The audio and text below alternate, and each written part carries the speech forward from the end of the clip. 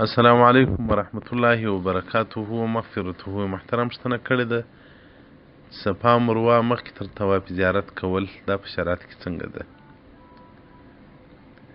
محترمه فقهای کرام وایي که یو څوک د اتم په ورځ چې مینا ته وځي احرام وتړي راسي وشوته طواف وکړي نفلي طواف له هغه څخه بعد بیا صفا او مروه وکړي په نیت د طواف زیارت چې طواف زیارت د اختر څخه بعد کې کوم صفا مروه یې وس کوم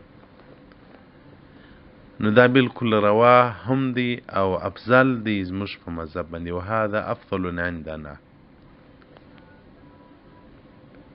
نو چې صفا مروه دې مخکې تر حج وکوله بیا طواف زیارت په کالو کې هم کولی سي او که د صفا مروه مخکې نه وکړې نو بیا حج په د طواف زیارت په کالو کې نشي کولی هغه به بیا په حرم کې کوي.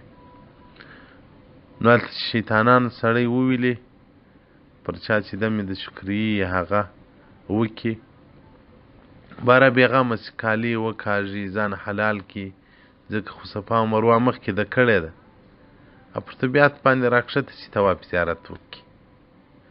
نو دا چې صفا او مروه یې مخکې نه یې کړي نو که څه هم هغه شیطانان وویلي دمې د شکریې حلالې کړي نو دی له احرام نشي وتلی راځي به لازمه په احرام کې به طواف زیارت کوي.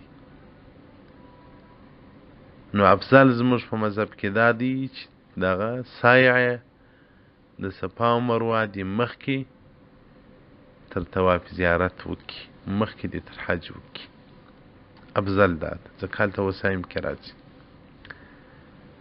او دا چې بعضې مذاهب دي یا دلته د دې علما دي وایي نه دي روا ده هغو بیا ځان ته کار دی. موږ د حنفیت تر شاتر لاندې مسایلې جواب وو نه د نورو مذاهبو نه د نورو عقیدو پیروي کوو نه په کیسه کې یو نه غوږ ورته نسو.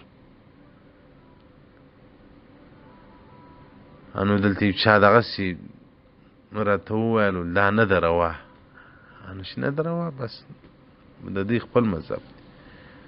د رسول الله صلی الله علیه و آله و صحبه وسلم څخه پوښتنه وسوه روایت نسایي هم روایت کړی دی چې که سړی سعی مخکې تر طواف زیارت وکړي رسول الله صلی الله علیه وسلم دوه واره ورته لا حرج لا حرج په دې کې څه مشکل نشته. بحر العمیق صفحه 1298 الباب العاشر فی دخول مکة دې ته پر وضاحت ورکړی دی. نو محترمه طواف زیارت څخه مخکې صفا مروه کول دا افضل خبره ده. بل ورځ مې ملګرو ته هم دغه ویل ما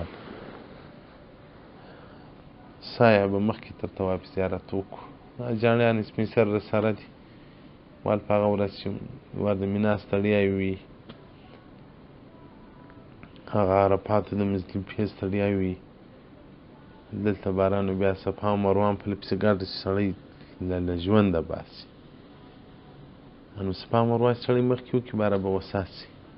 الله دې زموږ تاسې ټول مناسک قبول او مبرور وګرځي. الله جل جلاله دې ثواب ټول امت مسلمات ور ورسي. الله دې د ادب توفیق را نصیب کړي. والسلام علیکم ورحمة الله وبرکاته.